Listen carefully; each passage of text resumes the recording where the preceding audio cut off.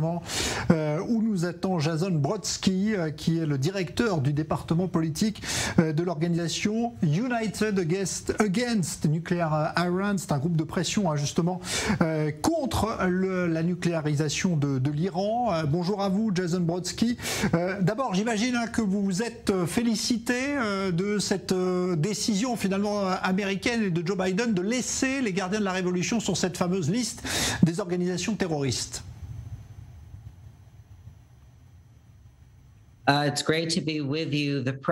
Merci de m'accueillir. Le président fait le bon choix pour les intérêts de sécurité nationaux des États-Unis et la sécurité de nos alliés dans la région. L'Iran a sponsorisé, a soutenu des tentatives d'assassinat dans le monde entier, cible les intérêts de nos alliés et de nos partenaires dans la région. Et les gardiens de la révolution sont le fer de lance de ces activités. Et en supposant que c'est la dernière décision, eh bien, c'est une bonne décision prise par le président. Alors, on sait que Joe Biden et son équipe veulent à tout prix pousser pour un accord à Vienne sur le nucléaire avec l'Iran. Et on sait que c'était une condition importante pour les Iraniens. Qu'est-ce qui a pu faire changer d'avis Joe Biden et son équipe ?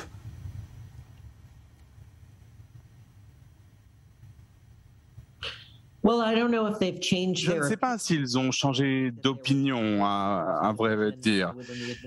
Il y avait des désaccords au sein de l'administration. Certains voulaient retirer les gardiens de la révolution de la liste, d'autres voulaient les laisser. Je pense que toute cette conversation est bien fait remonter des inquiétudes concernant les gardiens de la révolution. Il y avait des organisations qui ont été ôtées de la liste n'ont été qu'après véritablement un changement de comportement et après une longue période de temps. Or, les gardiens de la révolution continueront à agir de la manière dont ils agissent, qu'il y ait un accord ou pas.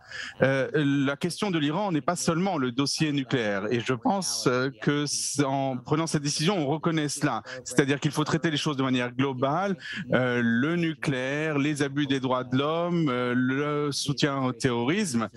Et j'espère que l'administration américaine va continuer à considérer les choses dans cette direction. Alors désormais, il apparaît peu probable qu'un accord puisse être trouvé à Vienne. Est-ce qu'à votre avis, la Maison-Blanche se prépare à cette éventualité ?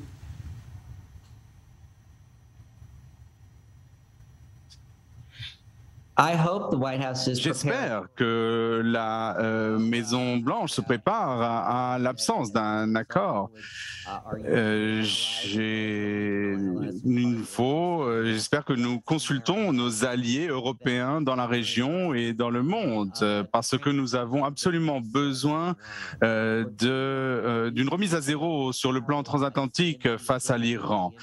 Pendant des années, l'accord sur le nucléaire a paralysé les capacités de la communauté internationale de demander des comptes à l'Iran pour toutes ces capacités, qu'il s'agisse du programme nucléaire et du programme non nucléaire. Il y a beaucoup de slogans et de mauvais choix en disant que le choix est entre cet accord et l'accord, et je ne suis pas d'accord du tout pour la manière dont les choses sont présentées à la communauté internationale. Et j'espère donc que ce scénario va permettre aux États-Unis et à l'Europe, à Israël et nos alliés arabes de penser de manière créative à la manière dont on peut affronter ce dossier et quelque chose qui va durer plus longtemps qu'une administration américaine. Il y a eu aujourd'hui de nouvelles révélations dans la presse américaine sur la manière avec laquelle l'Iran avait berné également l'Agence internationale de l'énergie atomique en se procurant des documents internes qui lui permettaient ensuite de berner finalement les contrôles qui avaient lieu en Iran sur le programme militaire.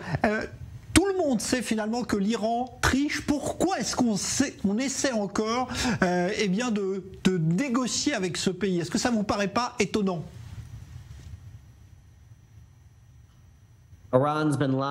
L'Iran ment et triche depuis des décennies et a gaspillé plus de temps que n'importe quel autre pays.